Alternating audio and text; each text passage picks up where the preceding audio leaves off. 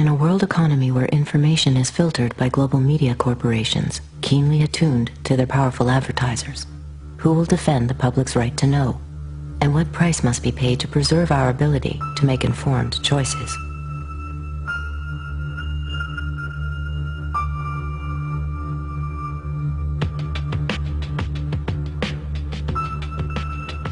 What Fox Television told us was that we were just the people to be the investigators. Do any stories you want, ask tough questions, and get answers. So we thought, this is great, this is a dream job, fantastic. The very first thing they had us do was not to research stories, but to shoot this promo, which was The Investigators. Uncovering the truth, getting results, protecting you. And they had a film crew and a smoke machine, and we were silhouetted. Investigative reporter Steve. One of the first stories that Jane came up with was the revelation that most of the milk in the state of Florida and throughout much of the country was adulterated with the effects of bovine growth hormone, the artificial hormone that farmers were injecting into their cows so that they would produce more milk. With Monsanto, I didn't realize how effectively a corporation could work to get something on the marketplace.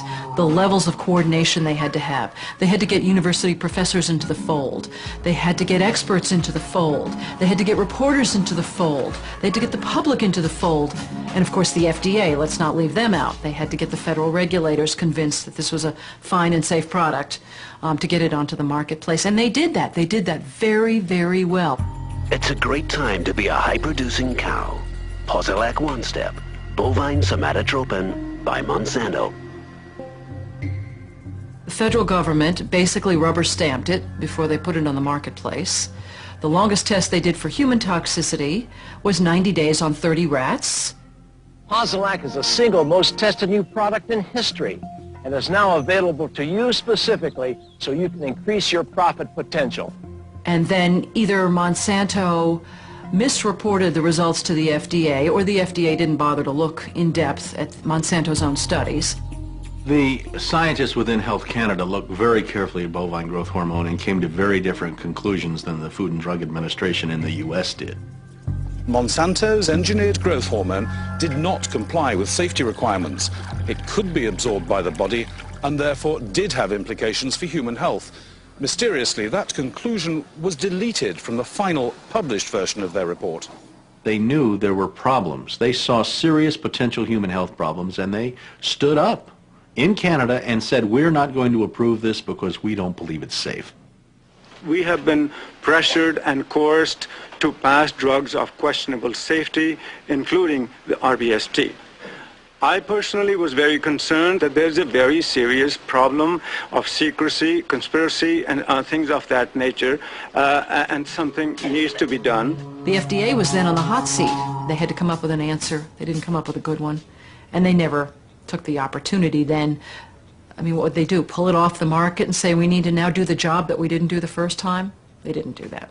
We wrote the story. We had it ready a week beforehand. They bought ads. Farmers in the milk industry say it's safe, but studies suggest a link to cancer. Don't miss this special report from the investigator. That Friday night before the Monday this series was to begin, the fax machine spit out a letter from this very high-priced lawyer in New York that Monsanto had hired. It contained a lot of things that were just off-the-wall false, just demonstrably false. But if you didn't know the story and you didn't know how he had gone about producing it, would have scared you as a broadcaster, as a manager. And they decided that they would pull the story and they would just check it one more time. But the bottom line was that there was no factual errors in that story. Both sides had been heard from. Both sides had had an opportunity to speak. 1 week later, Monsanto sent the second letter. And this was even more strongly worded. And it said there will be dire consequences for Fox News if the story airs in Florida. And this time they freaked. They were afraid of being sued, and they were also afraid of losing advertising dollars at all of the stations owned by Rupert Murdoch. And he owned more television stations than any other group in America. I mean, that's 22 television stations. That's a lot of advertising dollars for Roundup, aspartame, NutraSweet, and other products. So we got into a battle, and the first deal was the new general manager. And his name's Dave, and Dave is a salesman, and you know, he'd pump your hand. How you doing? How you doing? Called us upstairs to his office, and he said, what would you say if I killed this piece? What if it never ran?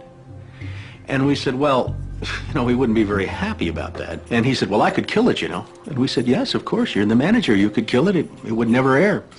And he's hemming and he's hawing and he's back and he's forth. And we couldn't figure out, what is this all about? And finally he blurted out, look, would you tell anybody?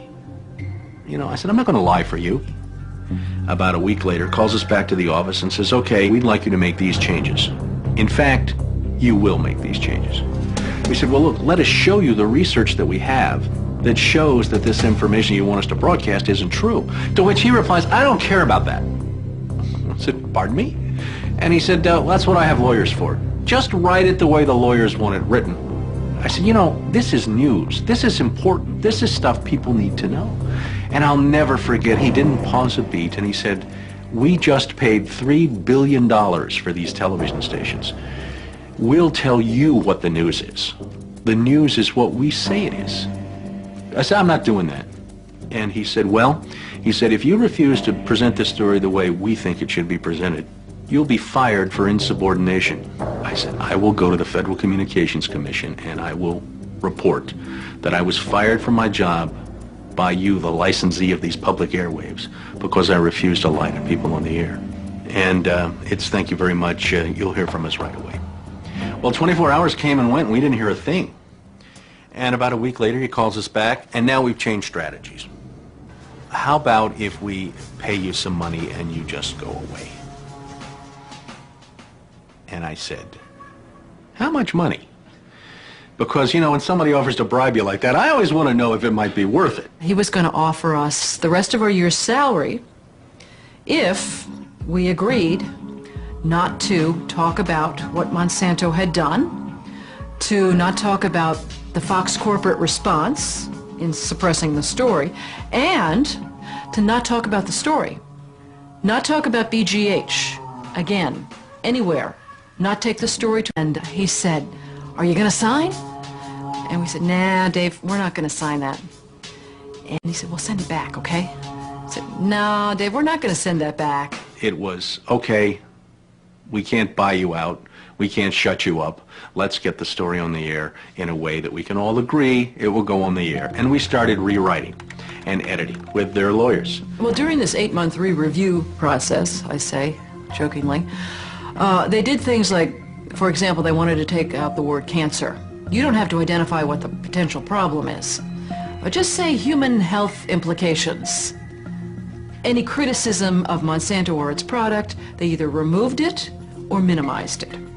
And it was very, very clear, I would say, almost every edit they made to the piece, that was the aim. And we changed this and this and this, and then that wasn't good enough. Okay, now change this and this and this. Now change this and this.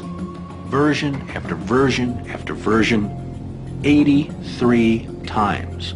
83 times is unheard of. It doesn't happen. You shouldn't have to rewrite something 83 times. Obviously, they didn't want to put the thing on the air, and they were trying to drive us crazy and get us to quit or wait until the first window in our contract so that they could fire us. They, in effect, announced that they were going to fire us for no cause. Well, this was a little much. And Steve wrote a letter to the lawyer in Atlanta, whose name is Carolyn Forrest, the Fox corporate lawyer. And I said, this isn't about being fired for no cause.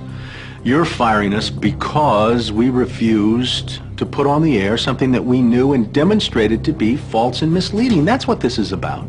And because we put up a fight, because we stood up to this big corporation, and we stood up to your editors, and we stood up to your lawyers, and we said to you, look, there ought to be a principle higher than just making money. And she wrote a letter back and said, you're right, that's exactly what it was. You stood up to us on this story, and that's why we're letting you go. Big mistake. Big mistake. That says retaliation.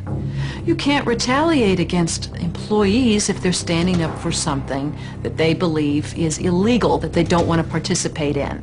So that gave us the whistleblower status that we needed in the state of Florida to file a whistleblower claim against our employer. What Fox neglected to report is this. Jane sued Fox under Florida's whistleblower statute, which protects those who try to prevent others from breaking the law. But her appeal court judges found that falsifying news isn't actually against the law. So they denied Jane her whistleblower status, overturned the case, and withdrew her $425,000 award. Canada and Europe have upheld the ban on RBGH, yet it remains hidden in much of the milk supply of the United States.